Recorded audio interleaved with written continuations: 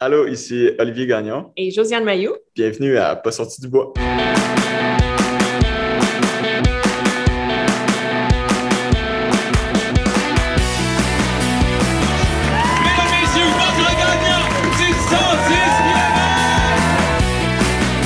Si tu commences à te sentir bien en courant un ultramarathon, fais-toi-en pas, ça va passer. Grand champion du 125 km! C'est maintenant officiel, NAC vient d'ajouter 2 nouvelles saveurs à sa gamme de bars Ultra Énergie, Mocha et Macchiato Caramel. En tant que grand fan de café et en tant que grand fan d'Ultra qui dure toute la nuit, je suis vraiment très content. Les bars continuent d'avoir un ratio de 4:1 en termes de glucides versus protéines et la gang de NAC a décidé d'y ajouter 65 mg de caféine ou l'équivalent d'une shot d'espresso. Puis honnêtement, le goût est complètement fou, c'est le temps d'essayer ça maintenant. Va sur le nacbar.com, remplis ton panier et utilise le code promo pas sorti du bois pour avoir 15% lors de ton premier achat. PASSORTIDUBOIS. Merci NAC et bon épisode. Ouais, ben, on n'est pas sorti du bois, hein? Bonjour tout le monde, bienvenue à ce 78e épisode de Pas sorti du bois. Aujourd'hui, j'ai 2 invités. Je suis en compagnie de Josiane Mailloux et Olivier Gagnon. Salut vous deux, comment ça va? Hello! Ça va, toi? Ça va, merci de prendre votre temps dans votre vie chargée pour venir jaser de trail dans un podcast à distance. Vous êtes, écoute, on est dans 2 régions, vous êtes au Saguenay, je suis à Québec, il faut voir des avantages à la pandémie. On n'aurait pas pu se parler peut-être ce soir si c'était en présentiel.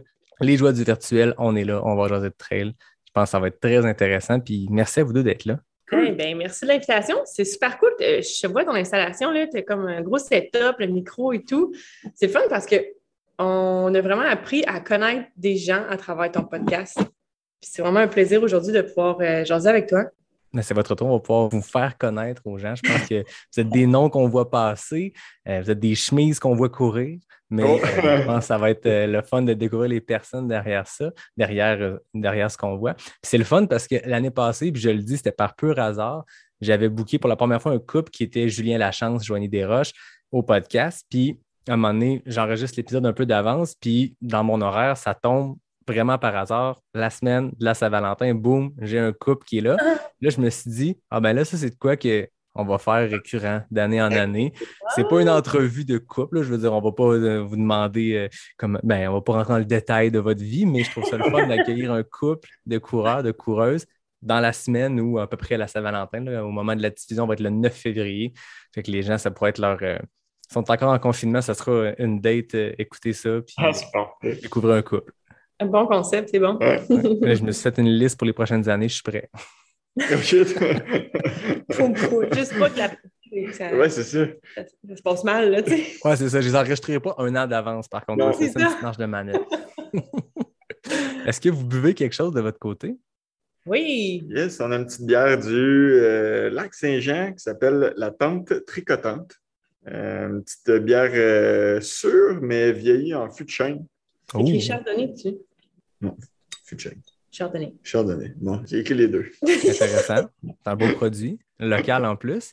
Oui! Yes. Local d'une région que ça fait pas si longtemps que vous êtes là. Je pense depuis septembre, vous êtes dans la grande région du Saguenay-Lac-Saint-Jean.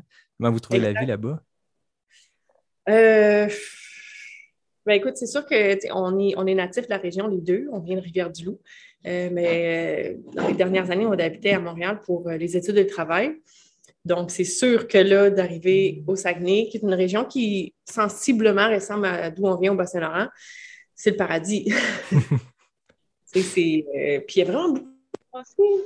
Ouais, c'est le paradis de la trail, le paradis de la microbrasserie, de plein d'affaires, là. Honnêtement, on est quand même... C'est sûr que c'est un changement. Il faut que tu t'habitues, mais pour l'instant, là, c'est numéro 1. On est vraiment content. Puis, et pour le travail, tout se passe bien. On s'adapte numéro 1. Tu sais, de 4 à 5 heures, tantôt, on faisait du ski de fond avec le chien dans la rue. Dans la rue en avant de la maison. On n'aurait jamais fait ça à Montréal. Montréal, c'est une petite coche de plus. Québec, on le voit quand même à chaque tempête. On voit quand même quelqu'un qui se craigne dans une rue de banlieue. Mais Montréal, j'avoue que tu t'enlignes pas sur Saint-Laurent ce qu'ils te font. Là. Non. Ah, non, Ben, à moins que faut que tu sois game, là. ou que tu ne tiennes pas tes skis de fond aussi. Mais non, ici, je veux dire, il y a tellement de neige que C'est fou, hein? ça fait au moins 5 ans, là, j'ai pas vu autant de neige dans un hiver complet. Puis on est juste au mois de janvier. Ben, c'est ça l'affaire, c'est qu'on est normalement même pas à la moitié ou à peu près. Ça augure bien, je voyais, c'est ça, moi, tu sais, dans la vie, on t'a mis sur Facebook, sur Instagram avec plein de personnes, t'as le monde qui chiale quand il y a l'accumulation de neige, puis t'as les skieurs, les coureurs en sentier, les skieurs de randonnée qui sont comme yes, enfin de la neige. Québec, c'était pas si pire, Saguenay, vous en avez en masse aussi, mais je voyais la gang de l'Outaouais, là, aujourd'hui, que la tempête qui tripait à avoir enfin un peu d'accumulation pour aller skier. Là. Ben, c'est l'hiver, tu sais. Si on veut en profiter, les sports d'hiver, ça prend de la neige. Voilà. J'aime, Oli, que tu as fait une association entre la nature, les grands espaces et les bières de micro, parce que c'est une discussion que j'ai eue avec Richard Turgeon. J'ai récemment fait un épisode de balado-réalité avec lui, puis on disait, aux États-Unis, les grands épicentres de trail, c'est Bend en Oregon, c'est Boulder au Colorado, c'est Flagstaff en Arizona, puis c'est comme des villes où tu as proximité de nature, puis microbrasserie, comme une grande concentration de bières de microbrasserie. Fait qu'on dirait que il y a de quoi de naturel là-dedans, les grands épicentres de sport de plein air avec un peu de microbrasserie. Tu le disais pour le Saguenay, je pense que vous allez être bien servi pour les prochaines années. Tu sais, je connais aucun coureur qui finit pas une longue run puis il se dit pas avec ses amis « Hey, on s'ouvre une bière? » Tu sais, c'est comme si ça faisait partie du sport, tu sais. Ouais. Ben, je pense que oui. Puis on le voit là, les courses, souvent, chaque course est associée avec une microbrasserie. Puis... La bière au fil d'arrivée. C'est vrai, hein? Ça fait comme partie du sport, je pense. Mais c'est très dans l'esprit de décontracté, je pense, de notre sport. Je pense que tu torches sur les sentiers, tu finis brûlé, mais tu as comme la récompense au bout, puis il y a de quoi de le fun là-dedans. Il y a personne qui se prend la tête avec « Oh, les calories d'après-course, est-ce que c'est bon pour la récupération? » C'est des carbs, I guess. Je pense que ça fonctionne. Je pense que c'est comme même quelque chose qui est, c'est une culture un peu internationale. On regardait nos amis qui finissaient à Cape Town, en Afrique du Sud, puis ils leur donnaient une bière au finish. J'adore la photo de Jeff et Marianne où Jeff il a fini, je pense, quelques minutes avant Marianne à Cape Town, puis il l'attend bière à la main. Bière, c'est parfait. C'est cool. Hey, j'ai même pas plugué, moi, ma bière. Je le disais, moi, je fais janvier sans alcool. Au moment de l'épisode, on va être rendu en février, mais même si Josiane, tu m'as dit que j'avais le droit de tricher, j'ai pas triché. Même si l'épisode part en février, j'ai ma hors-sentier de Boréal. Donc voilà, nos Rousse, c'est leur nouveau produit, super bon. Fait que pour ceux qui veulent faire le février sans alcool ou le dry January, choisissez le mois que vous voulez ou la semaine ou la journée que vous voulez. Moi, je trouve que c'est une bonne alternative. J'aime beaucoup la bière. Fait que des fois, quand tu finis ta journée de travail la semaine puis tu te dis, ouais, je vois-tu qu'une grosse IPA un lundi soir, ben là, tu as l'alternative hors sentier. C'est cool. On se sent un peu mieux. Gros lundi, petite semaine. Ouais, ah, ça, c'est bon signe, ça. J'aime ça. Fait que parlons de vous, de votre parcours. J'ai le goût de commencer par Josiane. Que fais-tu dans la vie? D'où viens-tu? Comment la course est entrée dans ta vie? Bien, comme j'ai dit tantôt, on vient les deux du Bas-Saint-Laurent, de Rivière-du-Loup. Moi, je travaille en éducation, en fait. Je suis conseillère pédagogique. Je travaille maintenant au ministère de l'Éducation, mais il faut dire que depuis le début de la pandémie, donc depuis mars 2020, je suis en congé de maternité. Non pas que je fais un long congé, mais bien parce que j'ai eu plusieurs enfants. On a eu. Puis la course en sentier, honnêtement, j'ai commencé à courir tout simplement avec Olivier quand on s'est connus. Moi, j'ai un passé de boxe olympique. Je suis une ancienne boxeuse.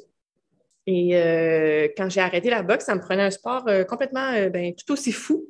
Puis ça prenait bien quelqu'un comme Olivier pour me pousser dans un sport tout aussi fou. Donc, j'ai couru ma première course en trail à Ricana, le 10 km. Olivier faisait le 28. En fait, les deux, on a commencé ensemble. Toi aussi, hein? C'est en 2014, oui, je pense. On s'est rencontrés au début de l'été, puis un mois plus tard, je nous ai inscrits au 10 puis au 28, puis de là est partie l'aventure. Et là, vous êtes pitché dans le 10 puis dans le 28. Est-ce qu'il y avait une base de course, de route ou quelque chose? C'est comme de la boxe aux 10 km d'attitude? De la boxe aux 10 km d'attitude. Je me suis dit, ça peut pas faire plus mal.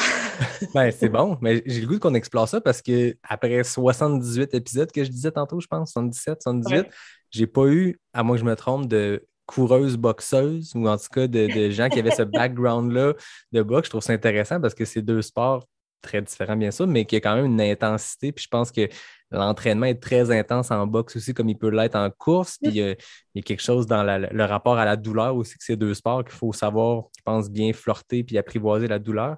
Comment tu vois, toi, c'est la similitude entre les deux sports? Et tous ceux qui ont fait des ultras savent qu'il y a une grande partie qui est psychologique, une grande partie qui est toi et toi-même avec le bois. C'est un peu la même chose aussi en boxe. Hein? C'est très, très, très mental. Tu sais, ta technique, tu l'as, ton sparring est fait, tu es au top de ta forme, tu rentres dans le ring, tu ne sais pas ce qui va se passer, mais ça te joue dans la tête. Si c'est toi qui manges le premier coup, ça se peut que tu fasses comme « Ah, merde, c'est perdu ». Mais si tu manges le premier coup en disant « Oh, OK, c'est de même, ça marche, pas de problème ». Tu sais, c'est vraiment une question de challenge. Puis je me souviens, je ne sais pas pourquoi en fait encore, mais moi, il m'appelait la lionne.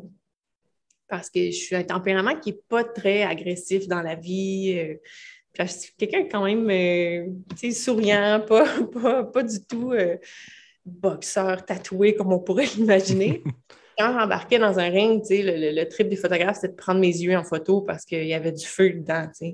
J'étais un peu comme un lion que mon maître tenait, puis quand la cloche sonnait, il me détachait. C'était un peu ça l'image que les gens disaient. Aussitôt que j'embarquais dans les cordes, c'était plus, ils ne me reconnaissaient plus, mais c'était une grosse game de mental.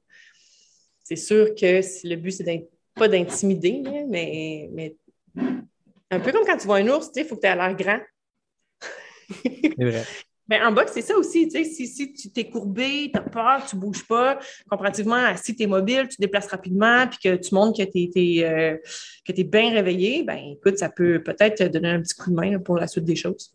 Puis est-ce que tu es pareil en course dans le sens où quand, je sais pas, tu traverses l'enclos et tu rentres dans l'enclos de départ, là, la ligne de départ, est-ce qu'il y a une switch qui change comme ça, comme tu avais en boxe? Oui, puis c'est Hélène Dumais. Hélène Dumais, ça a été la personne qui m'a entraînée dès le tout début. Quand on est parti à Trans-Rockies en 2007, je me suis dit, wow, ça va me prendre un entraîneur. Parce que comme en boxe, tu ne peux pas boxer si tu n'as pas d'entraîneur. Quand tu es dans le ring, tu n'es pas capable d'avoir un regard externe ou d'avoir une vision globale de ce qui se passe. Donc, ça prend quelqu'un qui va, oui, te coacher, mais aussi calculer c'est quoi les zones dangereuses, quand est-ce que tu te mets en danger ou pas. Donc, pour quand on est allé faire la Trans-Rockies en équipe ensemble, Olivier et moi, je voulais avoir un coach, donc c'était Hélène. Chaque fois que je prenais une ligne de départ, je disais à Hélène, je ne suis plus capable de courir. C'est comme si je devenais trop stressée. Puis Hélène, elle m'avait dit, dans le cerveau, le stress puis l'euphorie dégagent les mêmes choses. Fait que si tu es dans un avion puis qu'il y a des grosses turbulences, tu es là, je veux vraiment peur. Mais si tu te dis à la place, wouhou, c'est comme des montagnes russes, c'est vraiment nice, ça sécrète les mêmes choses au niveau du cerveau. Fait que là, si tu te dis, je suis en ligne de départ, merde, je suis vraiment stressée, non, wow, je suis vraiment excitée. Fait que le fait d'avoir comme switché ça mentalement a fait en sorte qu'après, chaque ligne de départ était comme, OK, c'est parti. Puis je me souviens au 25 de la du TP50 en Gaspésie. C'est très drôle parce que sur la ligne du départ du 25, je suis allée me placer en avant des gars. Puis, on n'est pas beaucoup non plus sur ces courses-là. Puis la ligne de départ, elle se fait à la microbrasserie. Fait que, c'est assez convivial. Puis je suis allée me placer en avant. Puis j'ai fait la course avec ma famille. Puis je me rappelle, mon frère était comme, pour qui qu'elle se prend, hein? Moi, j'étais comme, je sais que les gars vont tous me passer. Mais là, j'étais comme, c'est ma course. Ah ouais, j'y vais, je rentre dedans. Puis, je me croyais, tu te donnes une espèce de power toi-même, une confiance. Puis, écoute, ça a fonctionné. J'avais gagné. C'est intéressant. Je pense que le mindset est bon pour la ligne de départ ou même dans la course. Quand je pense que vous en faites des ultras, là, on parle le même langage, mais il y a toujours deux façons de dealer avec quand ça va mal dans ta course. Il y a toujours un moment que ça va arriver, mais tu peux décider avec le temps, tu apprends à essayer de tourner ça en positif. Et en tout cas, tu finis par te connaître comme personne, puis tu sais c'est quoi sur quel bouton peser pour essayer de déclencher l'émotion contraire, puis essayer de profiter de peu importe ce que c'est, puis de tourner ça de bord, puis de rendre ça en positif, parce qu'il faut que ça arrive, sinon ça va être longtemps là, de continuellement se creuser un trou, puis être négatif. Là. Puis souvent, je ne sais pas, Olivier, toi, si ça fait ça, mais les courses que tu vas chercher un creux, puis que tu réussis à le surmonter, c'est souvent les moments que tu es plus fier, tu sais. C'est clair. Les courses qu'on tu es plus fier parce que... Mais plus tu vas puiser loin, souvent, plus ta satisfaction va être grande. Quand tu réussis à t'en sortir, c'est comme... C'est ça. Plus tu vas loin, mieux ça va aller. Pas pire pantoute. C'est gentil de le demander. Siri qui s'en rêve. Siri veut participer à la conversation. Elle dit qu'elle va pas pire pantoute. Pas pire pantoute. Elle va vocabulaire, c'est lui. C'est une Siri québécoise. Ben ouais, c'est drôle, hein? Écoute, je pense qu'on va garder ça. C'est une entrevue à 3, à 4. On jasait de ton parcours, Josiane, puis on s'est écarté dans la boxe. Toi, Oli, bon, on a compris, vous avez commencé à courir ensemble en 2014. T'avais-tu un background sportif avant ça?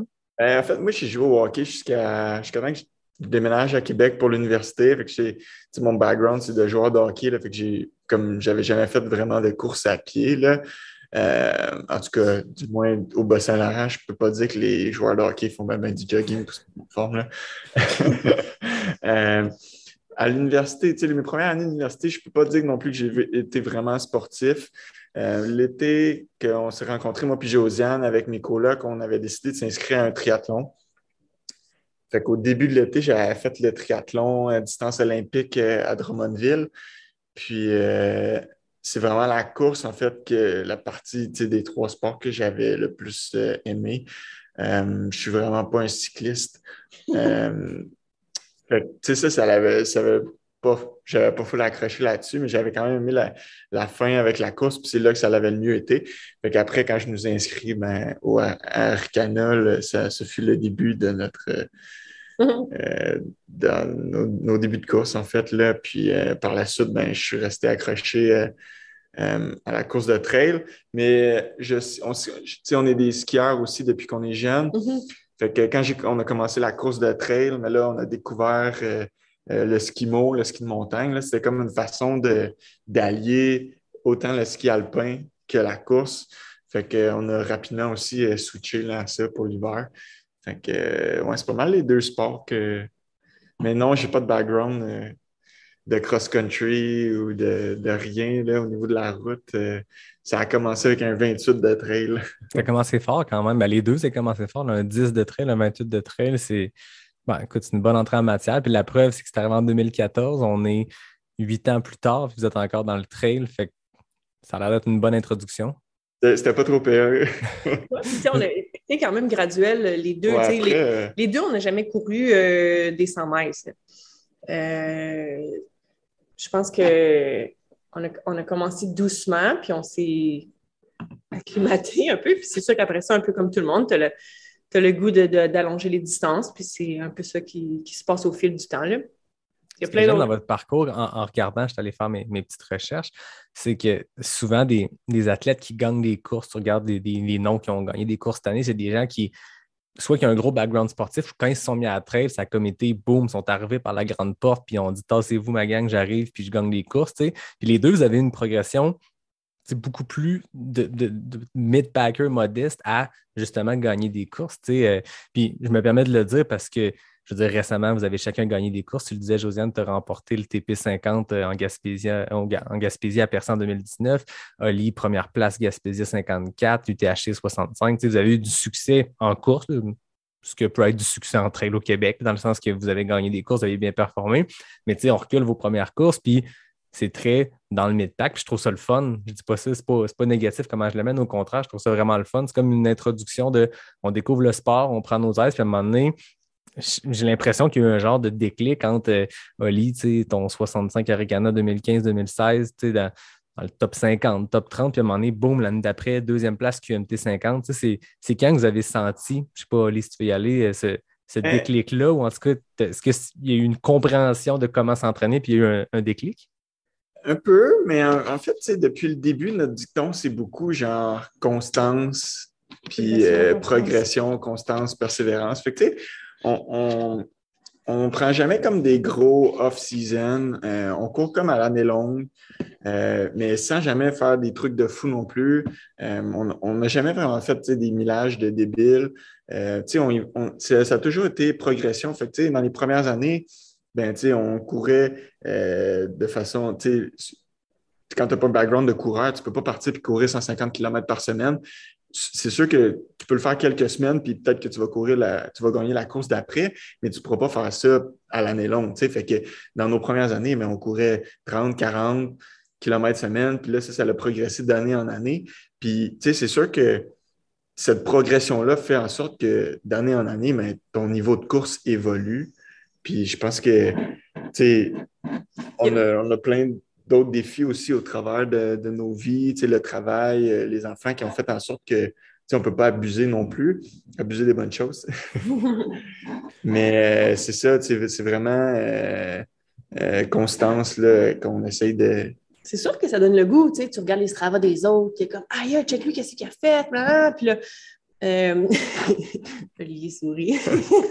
Mais tu sais, il y a Samuel Poher, qui est un grand ami à nous autres, qui accompagne Olivier depuis vraiment longtemps dans ses entraînements. Puis, tu sais, Sam, il a toujours dit, moi, mon objectif, c'est que dans 10-15 ans, tu cours encore.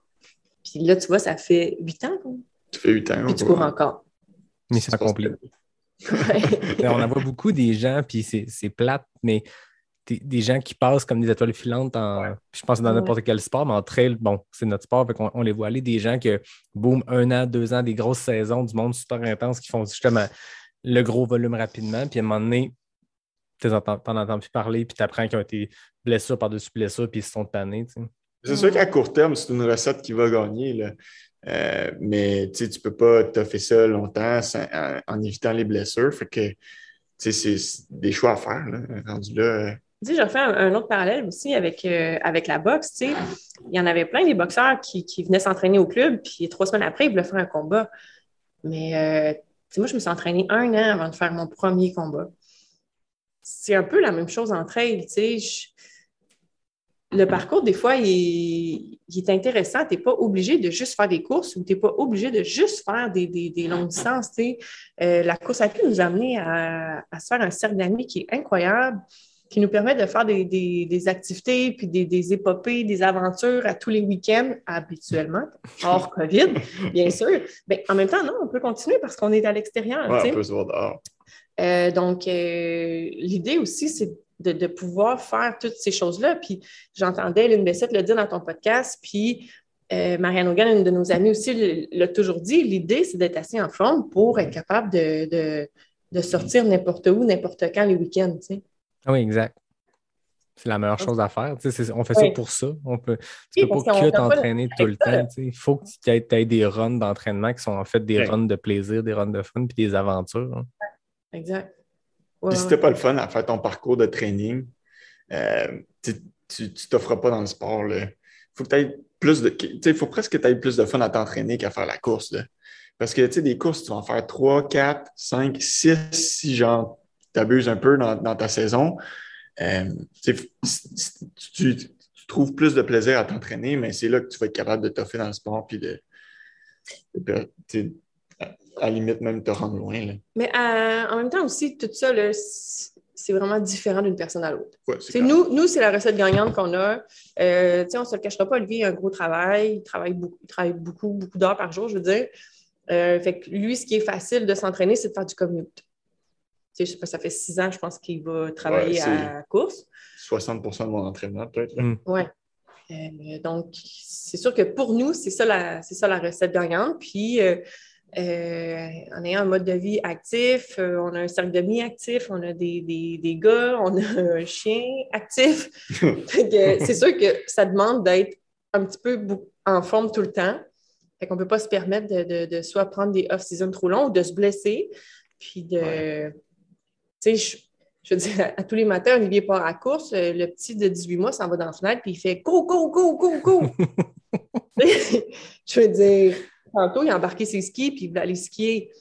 Tu sais, je peux pas faire comme « Ben non, pas aujourd'hui, parce que maman s'est blessée. » Puis la dernière fois qu'un de nous s'est blessé comme pour une durée d'à peu près 3 semaines, là, le chien était en train de virer fou. Là, c'est ça. Honnêtement... Je ne sais pas si tu as vu, on a un Euro-Home. C'est un mélange de braque, lévrier et husky.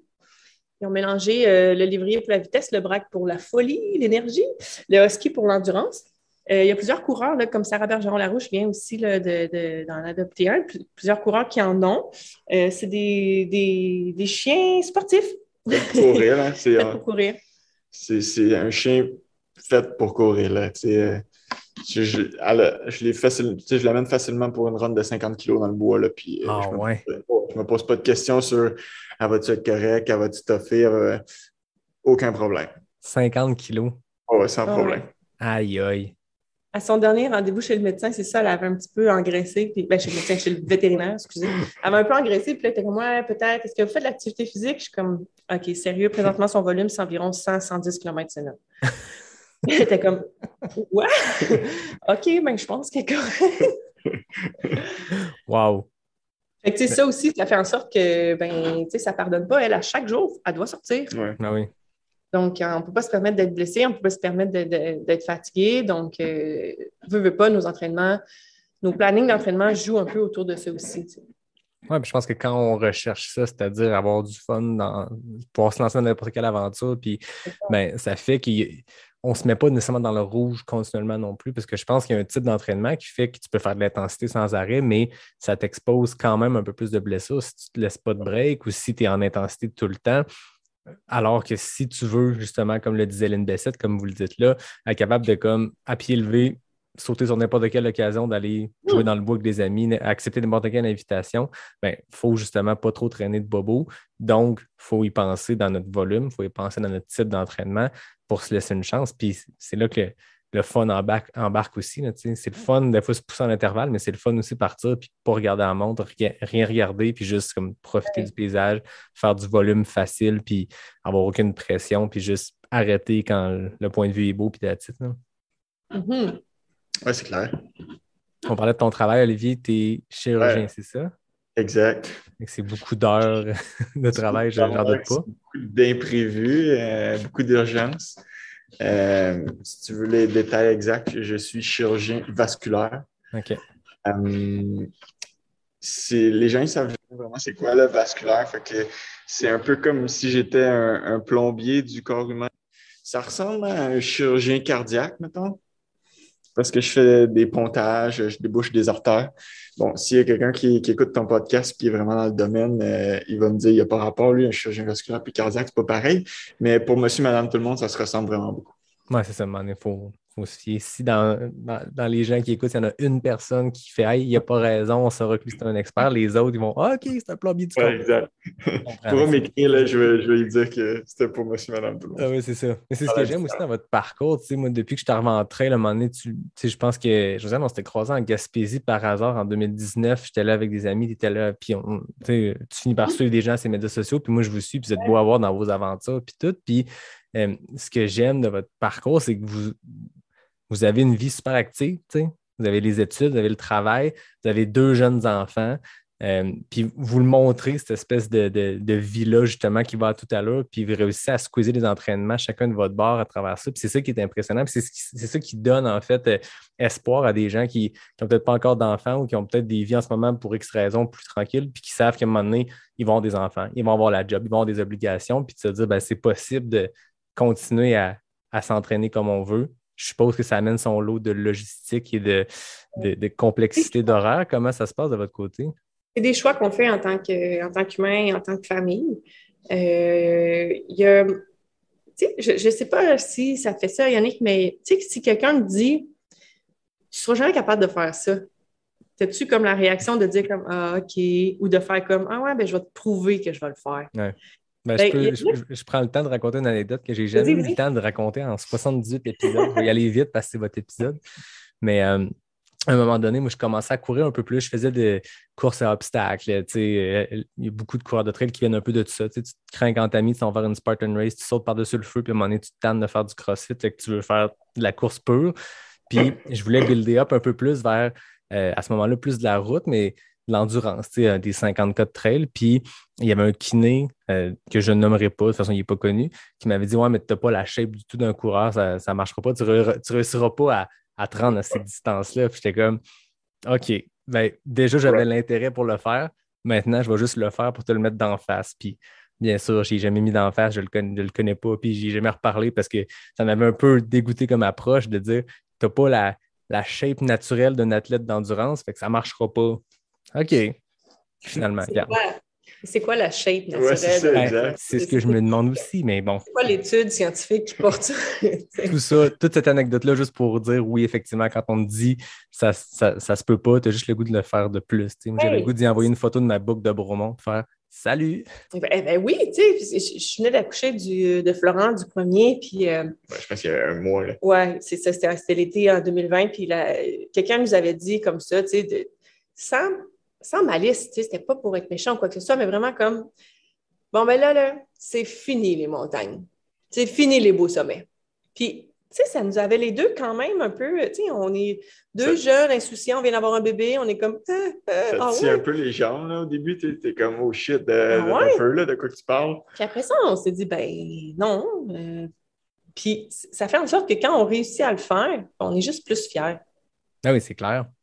On est juste plus fiers, puis plus... c'est sûr que tout est une question de logistique, là. Cet été... Olivier a pris comme l'été off entre la fin de la résidence puis le début là, du travail. Moi, je suis en éducation, donc l'été, ça va. De toute façon, je suis en congé maternité encore. On est parti en van. On a vécu 3 mois dans notre van avec le petit d'1 an. Puis moi, j'étais enceinte de 25 semaines. En tout cas, j'ai fait comme un 2e trimestre au complet dans le van. Puis c'est sûr que ça a été adapté dans le sens que un cours le matin, l'autre cours pendant la sieste. Oh, OK, bon, ben Jeff Cochon vient nous rejoindre pour une semaine. Parfait. Ben moi, je pars le matin avec Jeff, puis toi, tu repars l'après-midi avec Jeff, parce que Jeff est capable d'en prendre, hein, le matin, l'après-midi. Fait que, tu sais, on s'ajuste, c'est sûr. Puis, c'est pas des deuils, en fait. C'est juste qu'on s'est dit, ça n'a rien changé. C'est juste différent. Oui, exact. Tu l'adaptes, là. C'est sûr que on serait des menteurs de dire que elle a toujours été rose, là, mais c'est beaucoup de logistique.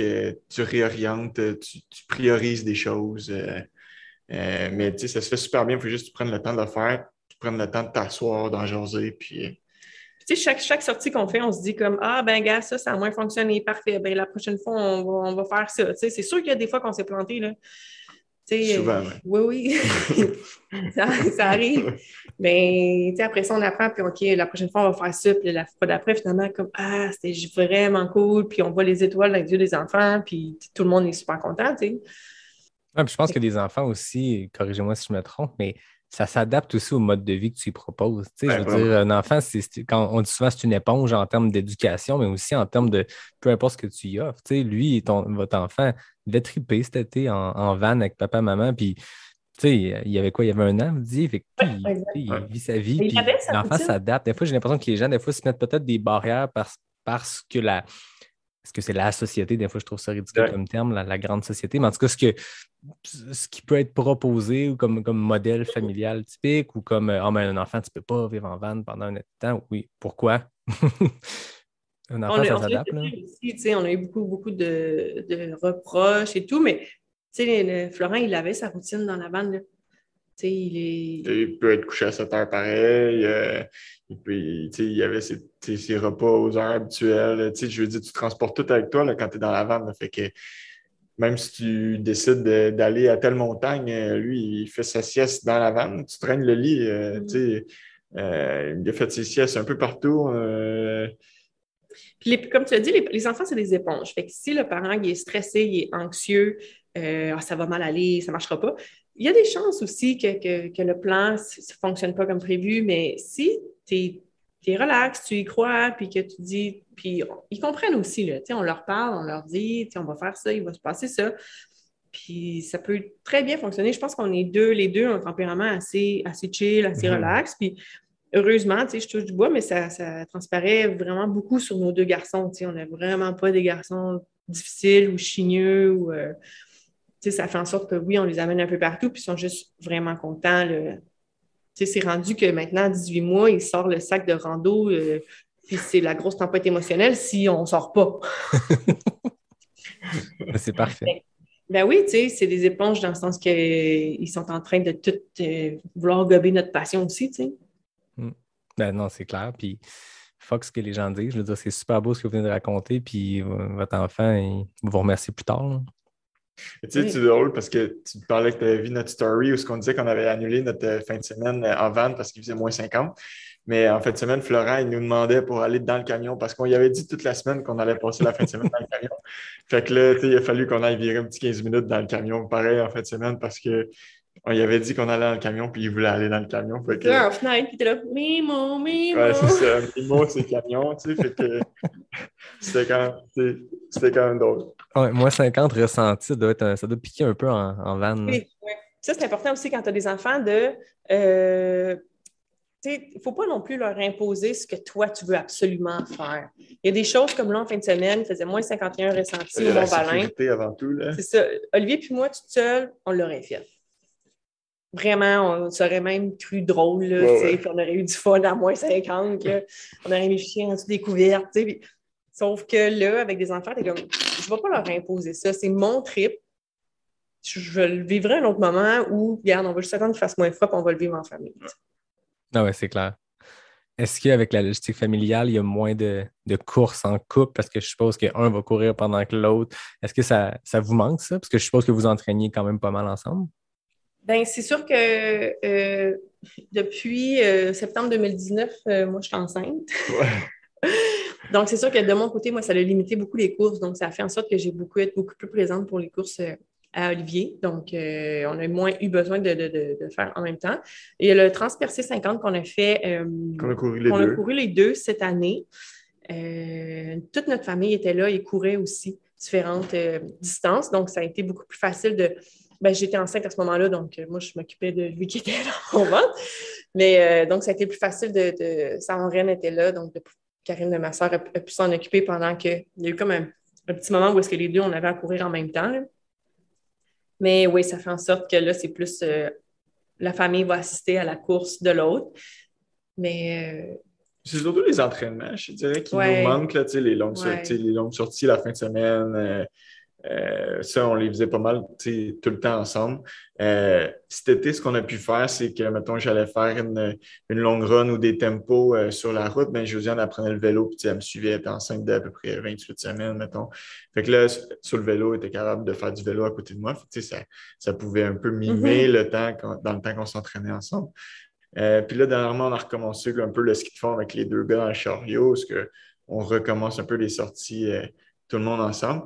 Ça fait quand même du bien après 2 ans, qu'on n'a pas full fait de sport en même temps, mais plus en alternance. C'est cool. Encore une fois, on trouve des façons d'adapter un peu le... Parce qu'on a commencé à sortir ensemble. En fait, on a commencé à courir ensemble. Fait que c'est certain que ça, c'est une partie qui nous manque un peu plus. Je me rappelle très bien qu'on était à Montréal. On avait un baptême le dimanche matin. Puis on a décidé le dimanche matin d'aller monter le mont Algonquin dans les Adirondacks. Bien, on l'a fait, puis on était aller-retour, puis on était à temps là, au baptême. C'est le genre d'affaire qu'aujourd'hui, OK, ben vas-y, je vais rester ici avec les gars, puis tu sais, mec, revienne, moi, je vais aller là. Fait que j'avoue que ce moment de couple-là nous manque un peu plus, c'est vrai. Ouais. Mais je pense que c'est de l'adaptation aussi selon les âges. Là. En ce moment, ils sont très jeunes les deux, fait qu'il y a ça. Puis après ça, il y a un moment aussi où ils vont être capables de s'arranger tout seul dans quelques années, là, pas tout de suite, là, mais... Michael, 15 ans, c'est nous qui ne serons plus capables de les suivre d'entrée. C'est ça.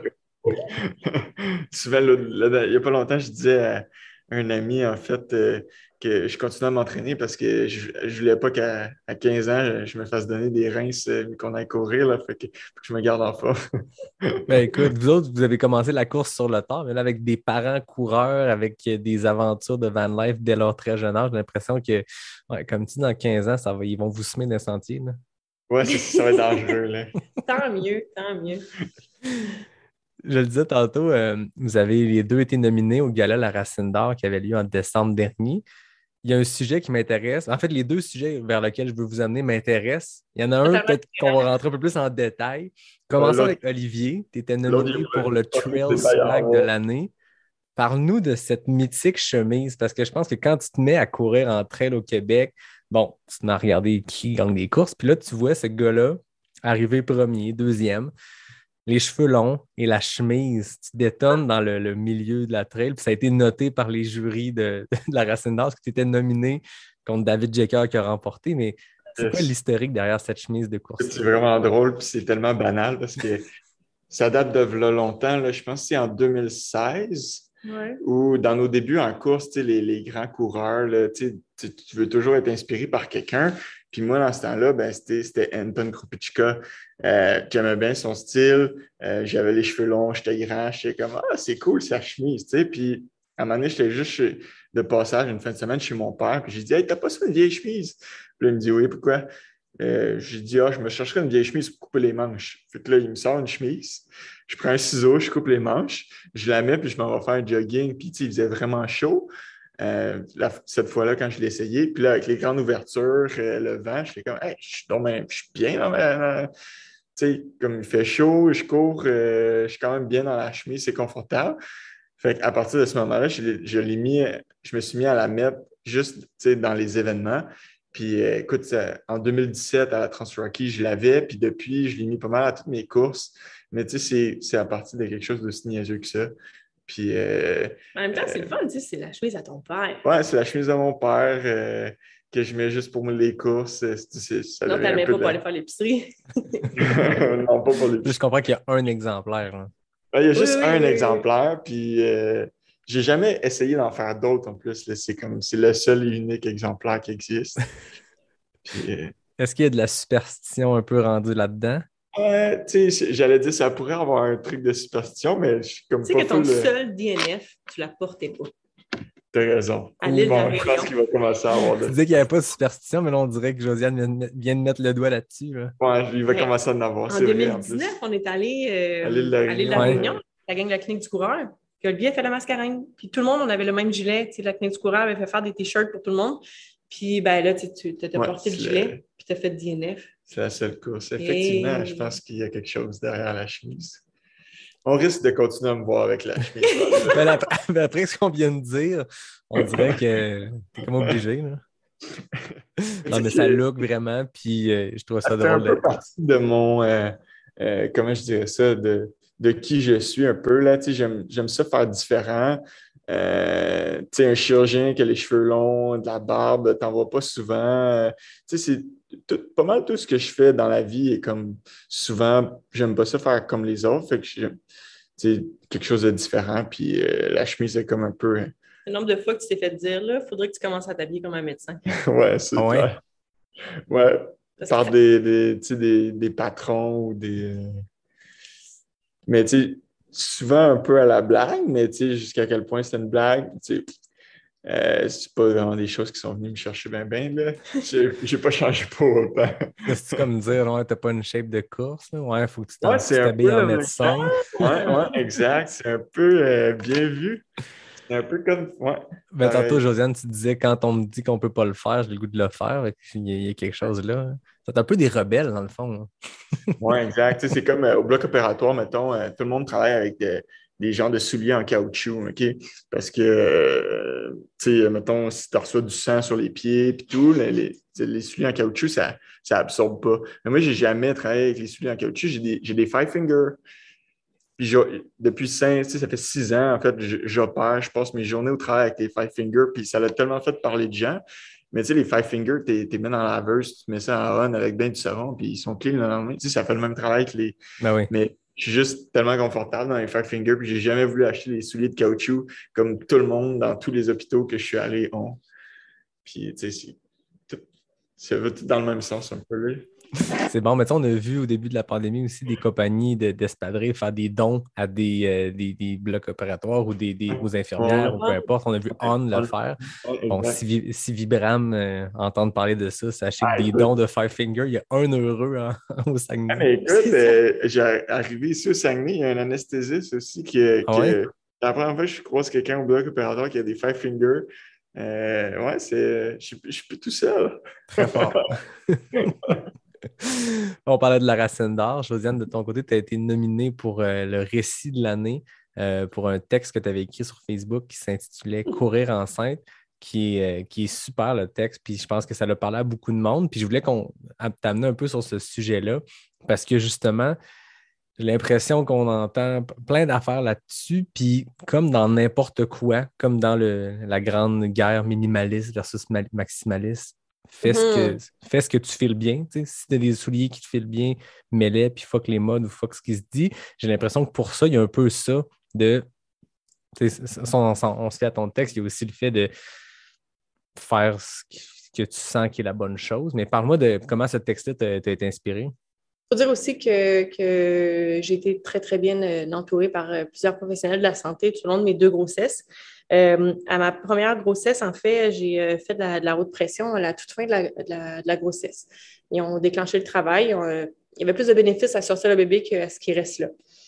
À ma deuxième grossesse, au deuxième bébé, la haute pression a commencé très tôt, avant 20 semaines. Donc là, on parle plus de haute pression chronique, ce qui était beaucoup plus dangereux dans le sens où si on développe une prééclampsie en début de grossesse, ça peut apporter des complications, voire fatales pour la mère. Donc, tout de suite, j'ai été transférée à la médecine interne l'unité de médecine interne de Sainte-Justine à Montréal. Et quand je suis rentrée dans le bureau, je dirais que les médecins ont un peu comme resté stupéfaits. Ils m'ont carrément dit, ben écoute, il y a ce qu'on apprend à l'école, puis il y a toi. OK. Tu sais, on dit, nous, aujourd'hui, tu étais comme un cas banal, tu sais, bon, une femme enceinte qui fait de la haute pression, on allait te dire, ben écoute, commence à faire du sport, essaie d'avoir une meilleure hygiène de vie. Puis à ce moment-là, moi, je m'entraînais pour faire le TP50 en Gaspésie. Donc, ce qu'ils m'ont dit, on ne sait pas trop quoi te dire. Fait que, ben garde, cours, continue de courir. Parce que pour le moment, ça a l'air à fonctionner. Fait que cours, ça va nous faire gagner du temps. Puis, ben écoute, plus tard, on verra. Parce que typiquement, la haute pression chez les femmes enceintes, c'est relié à une mauvaise hygiène de vie? Assez souvent, oui. OK. On ne peut jamais dire toujours ou jamais en médecine, mais c'est sûr que oui, il y a des forts liens à faire. Okay. Il y a plusieurs facteurs qui entrent en cause, mais à ce moment-là, le seul qui peut-être voyait, bon, habituellement, ils disent aux femmes enceintes, bien, essaye de mieux manger, de faire plus d'activité physique et tout. Donc là, ce n'était pas vraiment mon cas. Donc, c'est sûr que j'étais suivie par des obstétriciens, par la médecine interne. J'étais suivie aussi par des physiopérinéales. J'avais toute une équipe autour de moi aussi, que je voyais régulièrement puis qui s'assurait que le bébé allait bien, que moi, j'allais bien. Fait que c'est sûr que je ne lance pas à quiconque enceinte aujourd'hui, garoche-toi dans les trails. C'est pas comme ça que ça fonctionne. Tu as aussi le background. Je veux dire, tu avais plusieurs années derrière la cravate. Là. Ce qui est important de dire, c'est que moi, ils m'ont dit, comme tu cours déjà, continue de courir.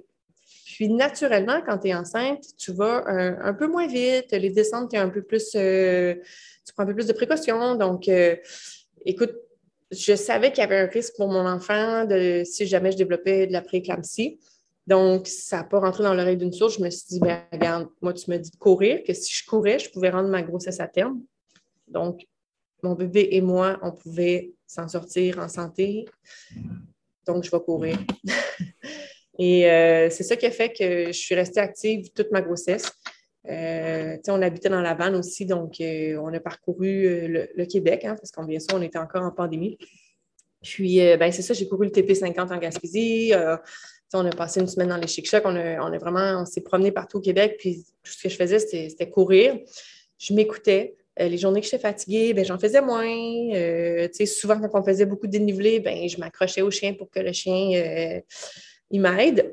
Mais ce qui est important à retenir, c'est que je me suis vraiment écoutée. Je n'ai pas poussé mes limites. C'est plus le temps, quand tu es enceinte. J'étais encadrée aussi par Samuel Poher, m'a donné un gros coup de main, il m'a beaucoup encadrée pour mes entraînements. Puis même, il me diminuait. Moi, j'étais comme, non, je vais faire ça, je suis capable. Puis il était comme, OK, non. Là, on est constance, progression. On le répète tout le temps, mais l'objectif, parce que ce qu'il faut dire, c'est que quand j'ai commencé à m'entraîner pour le TP50, j'étais en retour de course à pied postpartum. Okay. Et je tombais enceinte en même temps. Donc là, ça a comme complexifié un petit peu le programme d'entraînement, mais en faisant ça tout doucement, en ayant une belle progression avec l'accord des médecins, puis en voyant que plus la grossesse avançait, moins je faisais de pression pour en arriver à la toute fin et n'en faisant plus. Donc, oui, j'ai couru enceinte et oui, je peux dire que ça a été que pour le bénéfice de la santé de notre deuxième garçon, Hubert, et pour la mienne. Il n'y a aucune raison d'arrêter de courir enceinte si tu courais déjà et si ta grossesse va bien et que tu n'as pas de symptômes. Parce que oui, il y en a qui vont se mettre à courir et vont avoir plusieurs douleurs au niveau de la santé abdo-pelvienne. Il faut quand même être à l'écoute de son corps. Parce qu'on devient aussi hyper lax en étant enceinte ou en allaitant. Fait que si vous voulez une cheville, ça arrive un petit peu plus vite qu'avant.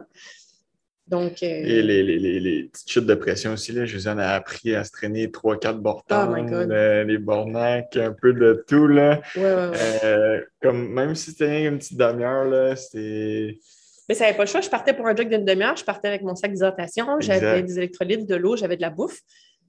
Parce que tu ne peux pas prendre de risque. Fait que Souvent, elle en revenait puis elle leur vidait le sac encore plein, mais les fois où elle en avait besoin, elle les avait. Ouais. Fait que c'est sûr que, par exemple, le texte a été écrit à la suite du Transpercé 50 parce que ça a attiré beaucoup les regards. Faire le 7 km sur l'île Bonaventure, ça va. Faire le 10 km du dimanche, ça va. Mais courir le 25 km à 21 semaines de grossesse. À 21 semaines de grossesse. Puis ça allait bien, tu sais, mes affaires. Là, j'ai quand même fini mid-pack. J'étais vraiment fière de ma course.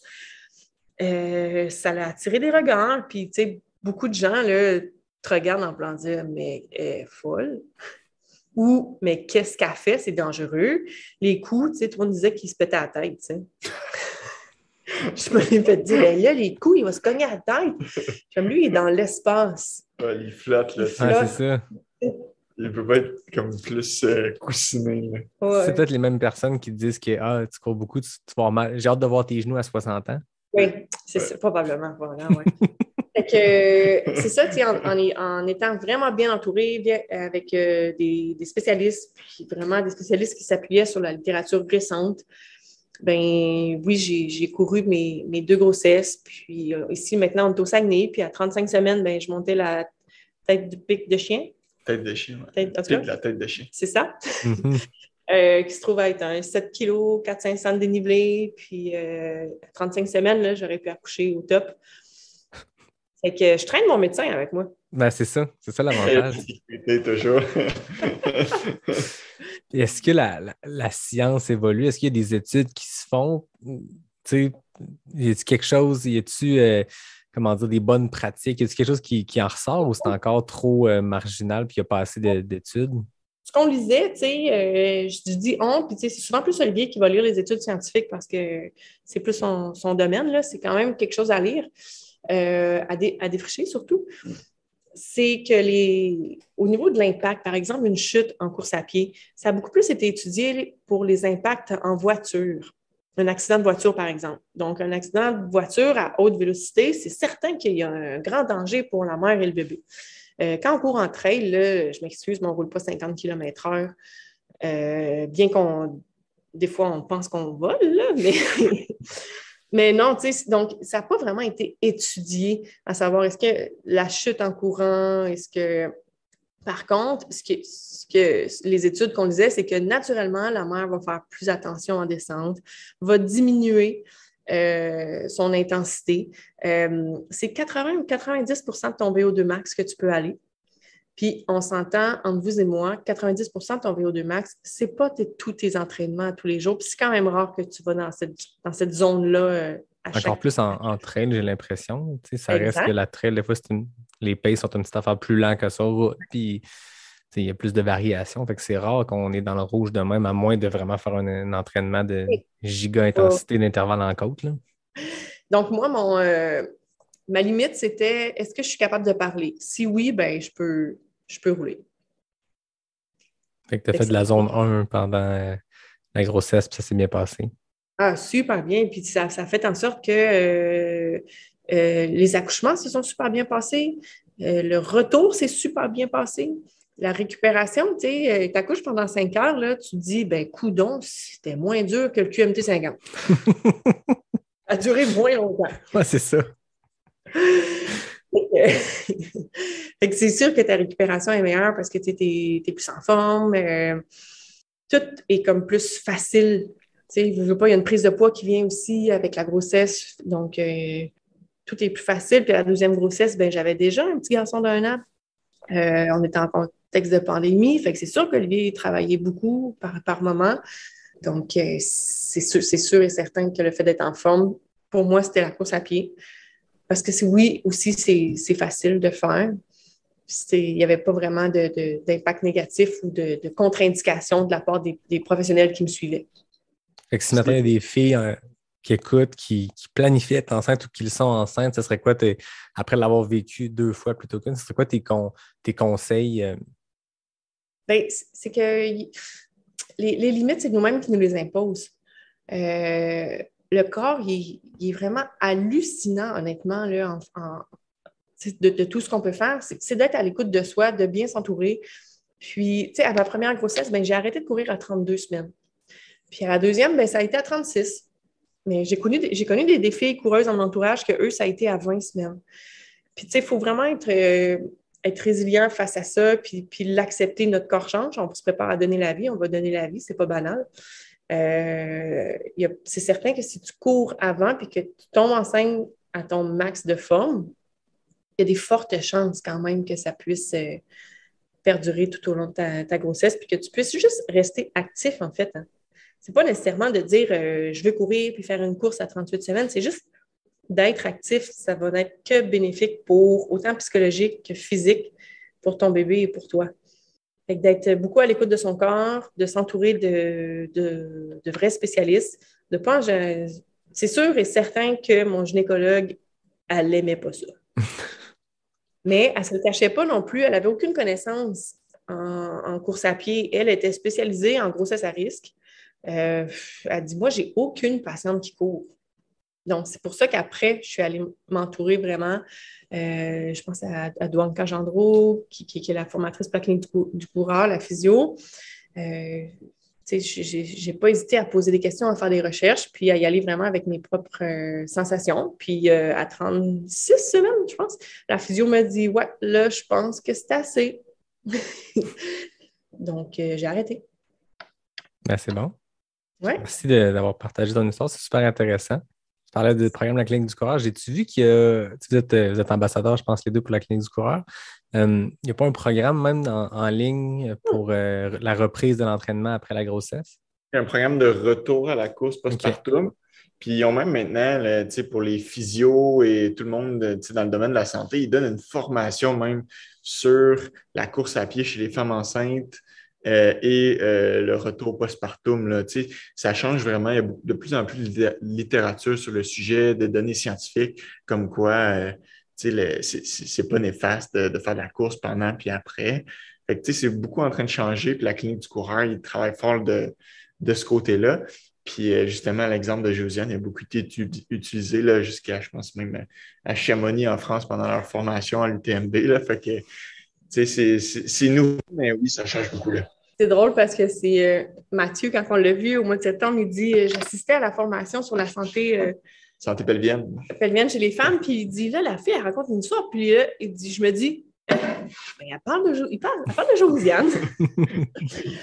Fait que, tu sais, oui, je pense que c'était un bon cas pour justement parce que j'avais une problématique de santé au niveau de la haute pression. Puis, en fait, le fait de continuer à courir, ça l'a prouvé que le fait de rester en forme a vraiment été que bénéfique pour la haute pression. Parce que, je veux dire, ça peut être, jusqu'à quel point ça peut être dangereux, on ne le saura jamais. Est-ce que c'est ça qui a fait que je m'en suis sauvée? On ne le saura jamais. Mais tout ce qui est diabète de grossesse, haute pression, prééclampsie, même la prise de poids, des fois trop grande, ça aide énormément. De juste rester actif. Ça. Puis, je mentionne beaucoup rester actif parce que, tu sais, s'il y a des filles qui écoutent qui sont comme « Ouais, mais là, moi, je ne cours pas », ce qui est peu probable parce que c'est un podcast de course, mais quand même, on ne sait pas, ben tu sais, c'est juste de rester actif. Si toi, c'est de faire la rando, ben fais-en. Si c'est de faire du vélo, fais-le. Je pense qu'il y a juste la trampoline que tu n'as pas le droit de faire. Avec les filles, si vous faites de la trampoline, ça, par contre, contre-indiqué pour le reste, soyez actifs. Tu as couru jusqu'à 36, mais après ça, on a troqué ça plus pour de la rando, des marches. La veille que tu as accouché, là, on était allé marcher 3 kilos dans le bois. Là, fait que, puis, si on fait un peu à notre sujet du début de la famille, comment tu t'adaptes, ben, moi, j'ai le plus vieux, je le prends en sac à dos sur les épaules. Josiane qui s'attache derrière le chien. Quand on allait monter le pic de la tête de chien, tu avais quoi, 32 semaines? Non, je suis à 35. 35 semaines. Mais avec moi qui ai le petit 35 livres sur les épaules, puis Josiane qui se fait tirer par le chien, honnêtement, moi, je ne serais pas allé plus vite. Là. C'était un pace.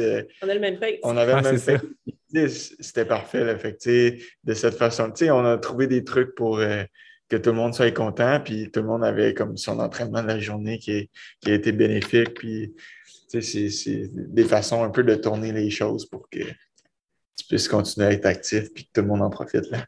Oui, c'est clair. Ben, ça revient à ce que j'ai l'impression que c'est ça le sujet récurrent dans tout ce que vous m'avez raconté, c'est de s'adapter, de ne pas essayer de faire comme l'idée est fermée, il faut que je fasse ça. Non, on s'adapte. Comme tu dis, tu troques la course à un moment donné pour du hike. Ouais, anyway, tu t'en vas monter le pic de la tête de chien, tu montes pas ça à 5 du kilo dans le piton. Là. C'est bien c'est épique. ça. Tu sais quoi, ouais. Mais puis tu sais, ça reste aussi que le fait d'avoir un défi supplémentaire en étant enceinte, par exemple, ça fait en sorte que quand j'ai traversé la ligne d'arrivée en Gaspésie, je l'ai traversé avec mon petit de 5 mois dans le ventre, puis mon grand de 12 mois d'un bras. Le recul de 2 ans, j'avais gagné cette course-là, mais mon fil d'arrivée de cette année, là, je l'ai pas mal plus en tête que lui en 2019 où est-ce que j'avais gagné. Il y a quelque chose de pas mal plus gratifiant. Ah, c'est clair. Ton petit a déjà couru un ultra. Il t'a aidé? C'est clair. Puis, ça change aussi la perspective. Je veux dire, là, pour ma saison de course 2022, mon objectif, ce ne sera pas un temps, ce ne sera pas un classement, ça va être de traverser la ligne d'arrivée avec mes gars dans mes bras. Mm-hmm. Parce que je l'ai fait avec eux, tu sais. Je veux dire, les nombres de siestes dans la poussette à courir, c'est toutes les fois aussi où est-ce qu'un des deux sort courir à 7 heures le soir quand ils sont couchés. C'est beaucoup de sacrifices, c'est beaucoup d'organisation, mais on le fait parce qu'on aime ça. On le fait parce que ça nous rend heureux. Bien, ça fait en sorte que quand tu traverses le fil d'arrivée, puis que tu te rends compte de tout le travail. Tu sais, je me souviens, j'ai accouché en juin 2020. Tu as couru le 80 à Ricana en septembre. Ouais. Puis, je veux dire, je pense qu'au fil d'arrivée, on pleurait toutes parce que c'était comme... Cette course-là n'aurait pas pu être possible si on n'avait pas été toute la famille. Ça devient un accomplissement familial. Ouais. Là. Non, c'est ça, c'est que j'ai l'impression qu'il n'y a pas une ligne d'arrivée, surtout quand c'est un objectif, une course objectif dans ton cas, comme tu disais, le TP50, il y avait quelque chose de relié à ça. Le THC 80, c'est quand tu traverses, il n'y a pas juste d'accomplir ta course depuis le point de départ jusqu'au point d'arrivée, c'est comme la somme de tous ces efforts-là, ces sacrifices-là, ces adaptations-là qui mènent à quelque chose. Hein. Il y en a un avec les oreilles utiles, je pense. Il vient de se réveiller. Ah, on parle trop d'eux autres, là. Lui, il est disparu. Ah, mais bon. C'est pas grave, Internet. Tu as fait l'OCC en 2019, donc la petite sœur de l'UTMB. Il y a plusieurs courses dans le cadre de l'UTMB, puis l'OCC, c'est un parcours de, je pense, 55 km ultra montagneux. Il n'y a pas un 55 km, je pense, qui a autant de dénivelé. Comment tu avais trouvé cette course-là? Négatif, hein? Il ne faut jamais négliger le D-. Il y a beaucoup plus de D- que de D+ dans cette course-là. Mais ça a été un peu on savait qu'on voulait avoir des enfants, donc back-à-back, on est parti en France, moi pour l'OCC, puis pas longtemps après, on est parti à l'île de la Réunion, Olivier pour la Mascarene. Fait que ça a été un peu comme notre automne. 2 semaines avant de faire l'OCC, je me suis fait piquer par une tique, puis ça donne quoi, ça, la lime? Exact. Donc, au moment de la course, j'étais sur les antibiotiques. OK. C'est certain que quand j'ai pris la ligne de départ, c'était... Tu sais, des fois, on s'entraîne toute une année pour une course, hein, puis il se passe quelque chose la veille ou la semaine d'avant, puis le plan change complètement. Donc, l'objectif était vraiment juste de partir en profiter parce que, écoute, j'étais sur les antibiotiques au moment de la course. Puis, ça allait super bien jusqu'à mi-course. Les paysages sont incroyables. Les trails sont super belles. Tu es en Europe. Tu sais, c'est comme... Tu n'es pas préparé à ça. C'est le Mont-Royal, là, c'est bien le fun, la piste de ski. Mais tu sais, quand tu arrives des montées, tu n'es pas préparé à ça. Puis tu te dis, c'est 1 sur 8 dans la course. T'sais.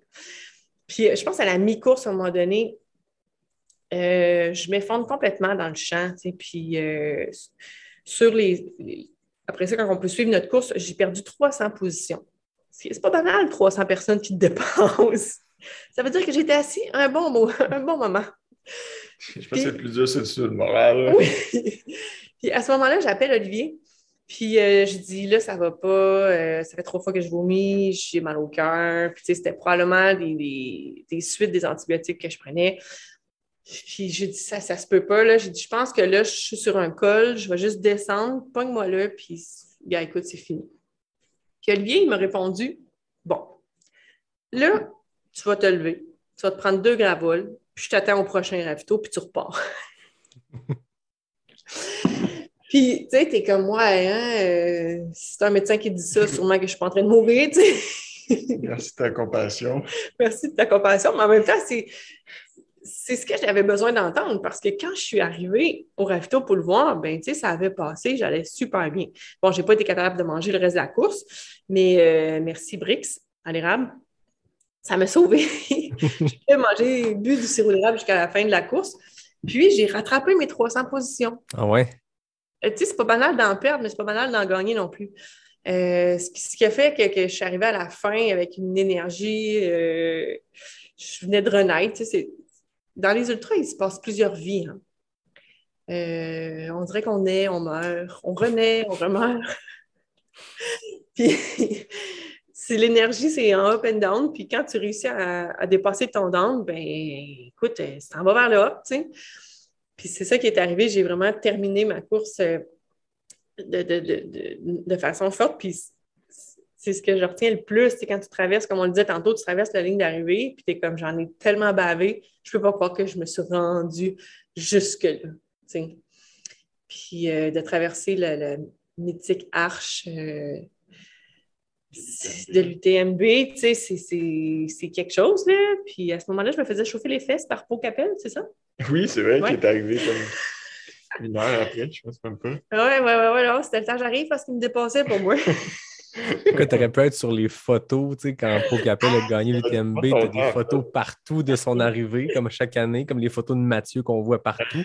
Imagine si vous étiez arrivés ensemble, main dans la main, toi et Pau. Ah ouais. Non, mais ça a vraiment été une course. Puis, tu sais, le chemin pour se rendre là aussi était super trippant.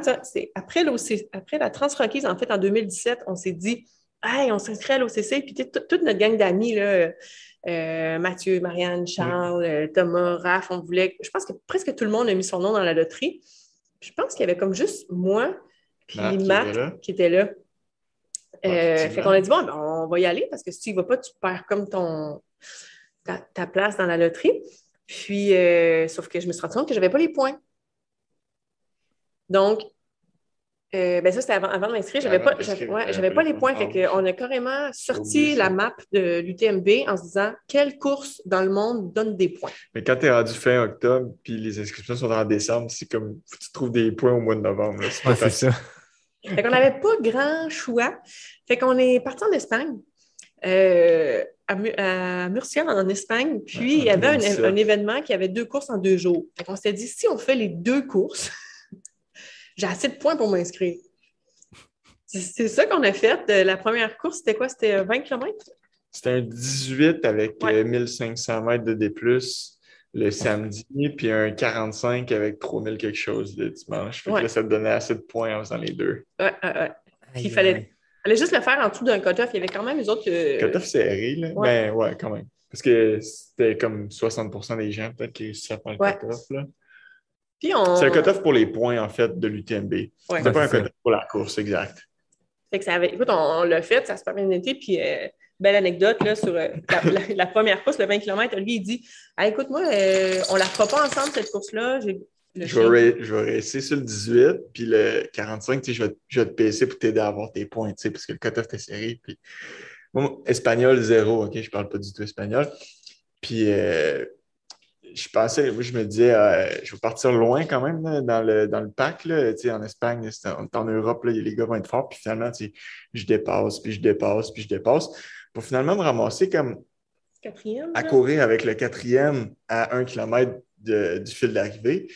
Puis à 500 mètres du fil d'arrivée, le fil d'arrivée, tu arrivais comme à une intersection en T. Puis nous, on est tourné à gauche, il fallait tourner à droite. Puis c'est comme 500 mètres plus loin qu'on s'est rendu compte que on reprenait le départ de la... C'était comme on était parti à l'envers, on faisait comme un autre loop. Là. Ce qui arrive, c'est qu'il y a quelqu'un qui te dit en espagnol, tourne à droite. Tourne à droite, mais moi, je ne parle pas du tout espagnol, je tournais à gauche. Depuis ce temps-là, je connais la droite et la gauche en espagnol.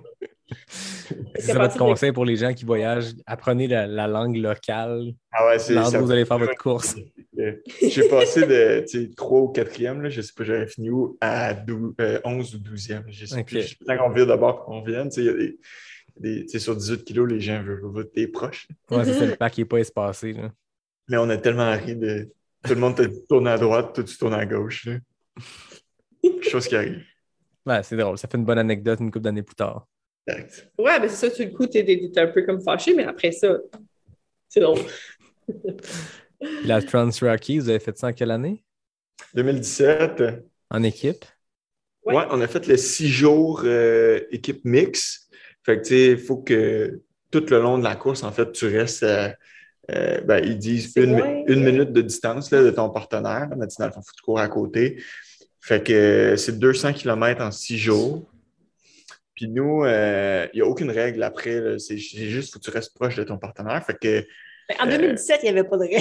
Je ne sais pas s'il y en a. On n'est pas retourné depuis, mais nous, on s'est patenté un setup de corde bungee. Fait que moi, on s'attachait ensemble. Fait que dans les sections où c'était plus roulant, ça me permettait comme de tirer Josiane. OK.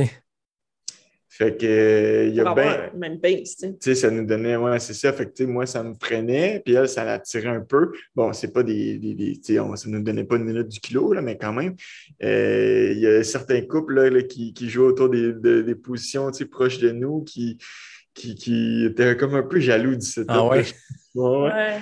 On a fini en 5e position. Fait que c'est sûr que, tu sais... On commençait à chauffer. S'il y avait eu plus de journées, là, la dernière journée, on avait fini 4e. Fait que plus de journées, là, on a peut-être commencé à chauffer les 4e. Sauf que, on va se le dire, le gagnant, c'était 4 Bérard, puis son chum de Bradley, Salomon. Qui a déjà gagné la Western. Puis de Salomon. Ceux qui ont fait eux, ils ont fait 4 Bradley, ils ont fait 2e. Puis le couple qui avait gagné, c'était Germain Granger. Germain Granger qui finit l'UTMB en 4e place avec sa blonde qui a fait aussi podium, je pense, à l'UTMB. Ouais, Cathy Scheid. Ouais.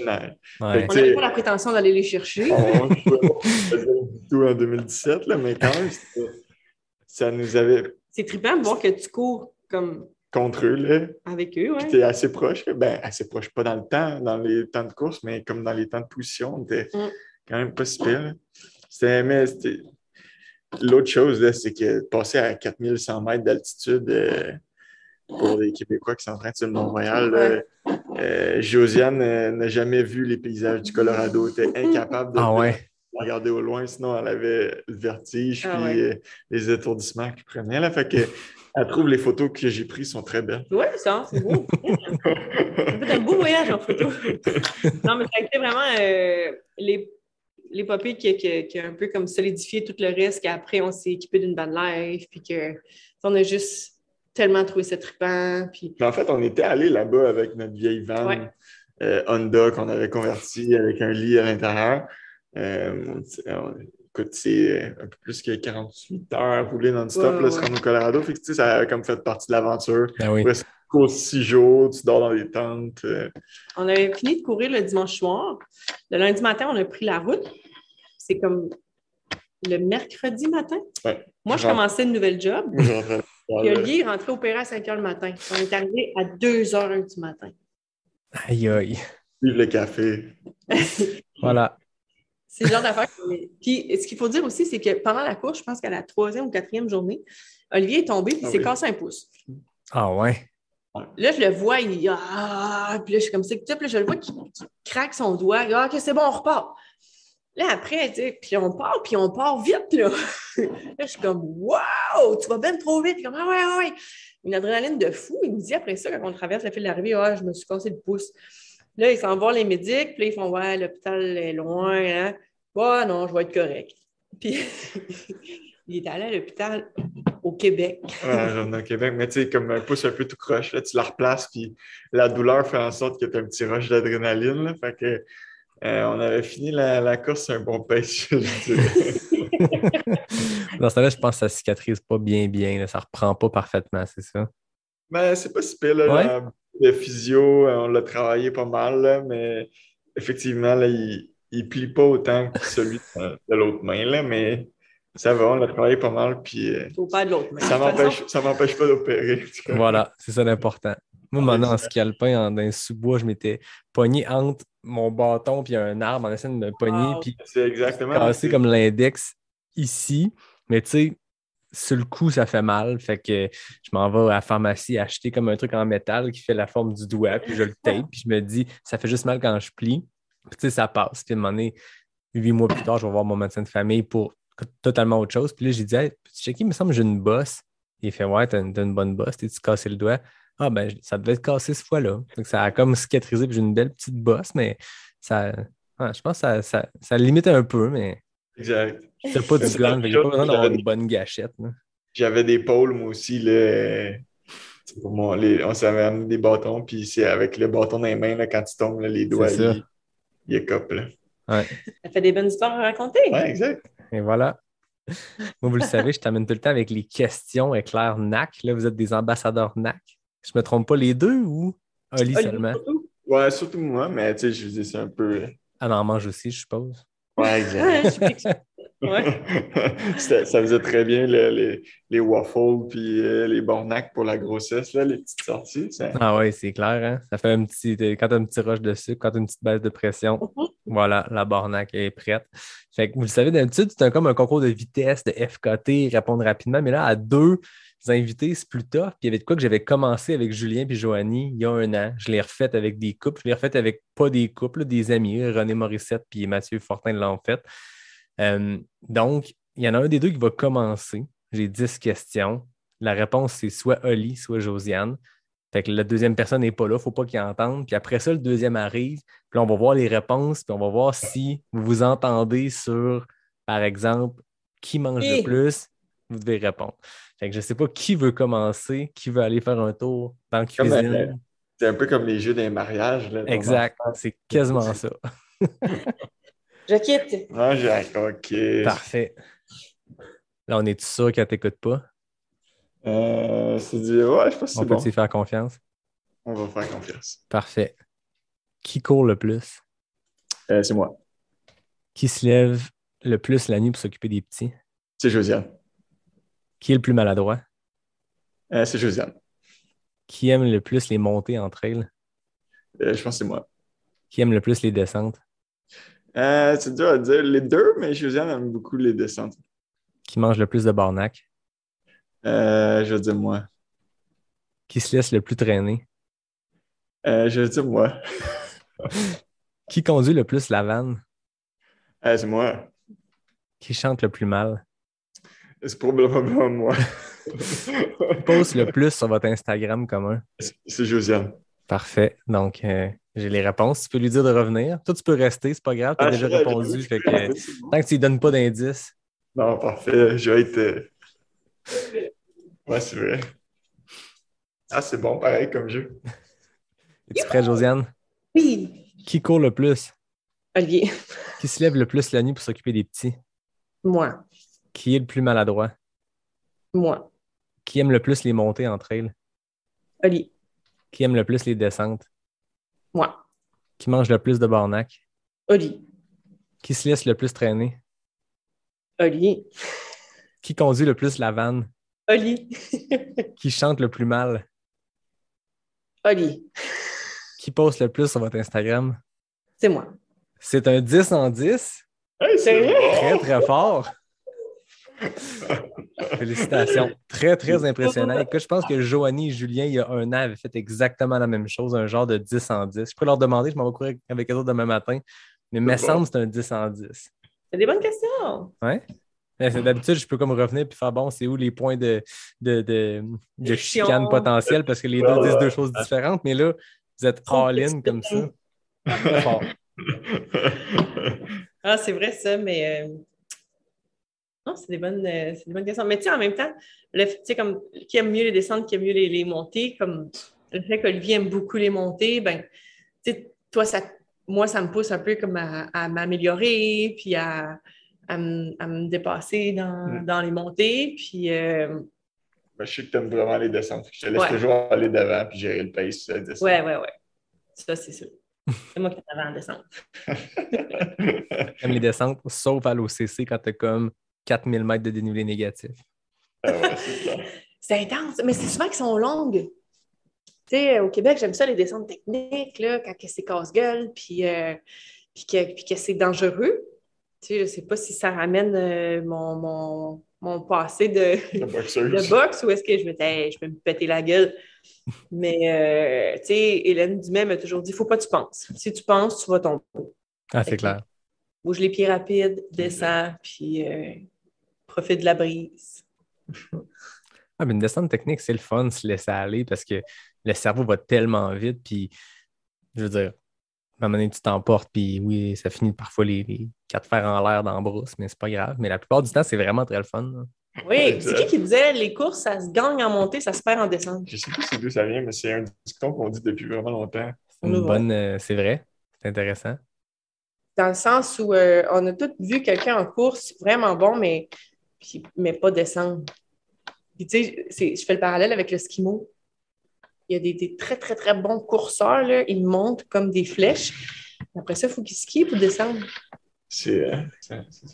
Hein? C'est là que ça joue. C'est Avez-vous des vrai. plans de van life en 2022? Ben là, on veut essayer des premiers week-ends, en fait, à 4. Ouais. 5 avec le chien, qu'on n'a jamais fait. Fait que là, c'était notre test en fait la semaine passée, mais là, le moins 50 nous a mis des freins. Fait que là, on va réessayer ce week-end-là à 4. Mais on n'a pas c'est sûr que l'année passée, on a fait 3 mois là, dans le van. Là. On n'a rien prévu encore pour l'instant, mais ça va venir. Là. On est à la recherche de notre setup avec le bébé qui est encore naissant, puis Florent qui est un peu dans un âge de transition entre la bassinette et le grand lit.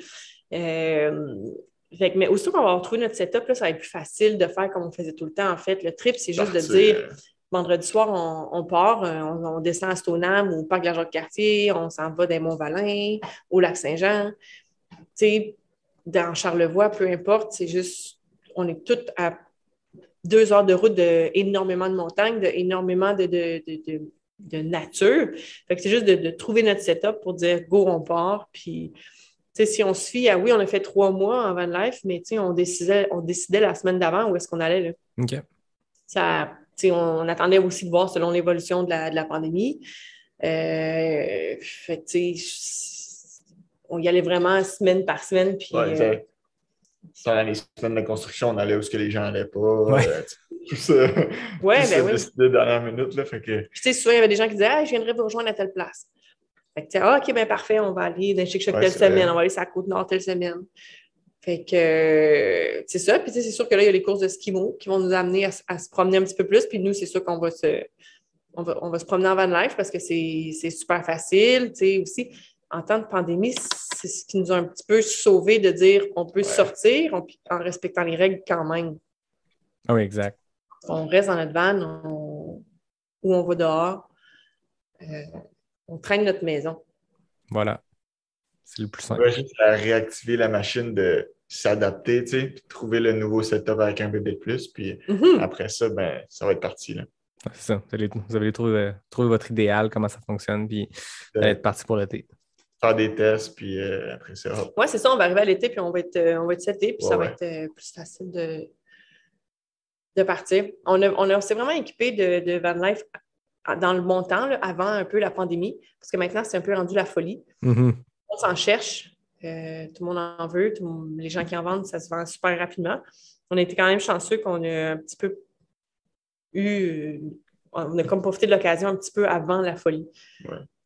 C'est le meilleur move qu'on n'a pas fait. C'est quand on a vu que tous nos voyages étaient... Olivier était supposé aller faire le... Tour du Rutor en Italie. OK. Course de skimo sur... Ben, c'est comme la Pierramenta, là. Je ne sais pas si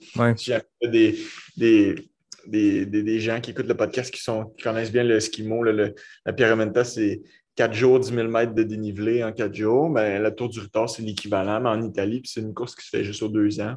OK. En mars 2020, si on s'en souvient. En Italie, comment ça allait en mars 2020? Oui. Pas besoin de dire qu'on n'est pas allé. Fait que ça a été plusieurs voyages qui ont comme été annulés. Donc, on s'est reviré de bord puis on s'est acheté une van life. Ben, très cool. Merci beaucoup de votre temps ce soir. C'était super intéressant. Je pense qu'il y en a pour tout le monde, pour les gens qui veulent les trucs de course, les gens, les futurs parents ou les parents actuels qui veulent trouver des trucs. Vous êtes vraiment super inspirant comme athlète, mais super inspirant comme parent aussi. J'aime beaucoup votre philosophie, votre vibe. Puis je pense que ça va vraiment plaire aux gens. Merci. Un gros merci à toi. C'était super intéressant. Moi, comme d'habitude, je termine en remerciant David Hébert qui signe le design graphique du podcast. Je remercie Fred Desroches qui signe le thème musical. Je remercie NAC. On en parlait tantôt, les questions éclair NAC, mais ça va plus loin que des questions éclairs. C'est le partenaire officiel du podcast. Je suis très chanceux de les avoir. Merci à William, à Mine, à toute l'équipe. Et je vous remercie, vous deux, de votre temps. C'était un super épisode, puis j'ai très hâte d'avoir les réactions des gens. C'est ça, à chaque semaine, on lance l'épisode, on lance ça dans les airs, puis on voit comment ça accroche, mais je suis certain que les gens vont aimer ça. Puis merci à tout le monde d'ailleurs qui est fidèle au poste chaque mercredi. Moi, ça me fait capoter à chaque fois quand je commence à travailler, puis j'ouvre l'application où je vois les views, puis ça fait 2 heures que l'épisode est en ligne, puis il y a déjà un nombre de monde qui l'écoute. Je me dis, vous êtes des malades. C'est positif, là, vous êtes des malades. Je trouve ça vraiment cool que ça a comme toujours un rendez-vous. Fait que ça me touche beaucoup, je trouve ça le fun. Fait que j'en profite pour remercier le monde, je le fais pas assez. Merci à toi de toute l'énergie que tu mets là-dedans. Là. Je veux dire, on pourrait penser que c'est ta job principale là, de sortir un podcast à chaque semaine avec toutes les photos, toutes les posts. Puis tu sais, c'est le fun parce qu'en temps de pandémie, ce genre de choses nous rassemblent. C'était un peu l'objectif. À la base, je le faisais vraiment pour moi de me dire j'ai le goût de connecter avec le monde quand on peut pas. Puis je sens que ça a comme fait de boule de neige comme ça. Puis c'est comme devenu... c'est ça. Je pense que ça fait du bien au monde qui ont le goût d'écouter quelque chose dans leur longue sortie un peu plate de route puis qui veulent entendre voyager à travers les anecdotes des gens, les anecdotes de montagne puis de pouces cassés. Là. Yes. Avant 2020, on se faisait des amis de course dans les clubs de trail, les clubs de course. Maintenant, c'est via les podcasts. Ouais, c'est clair. Ah ouais, mais ça va revenir. Ça va revenir tout ça. C'est sûr. Cool. Merci à vous, merci à tout le monde. Puis je vous dis à la semaine prochaine pour un prochain épisode de Pas sorti du bois, le podcast 100% trail.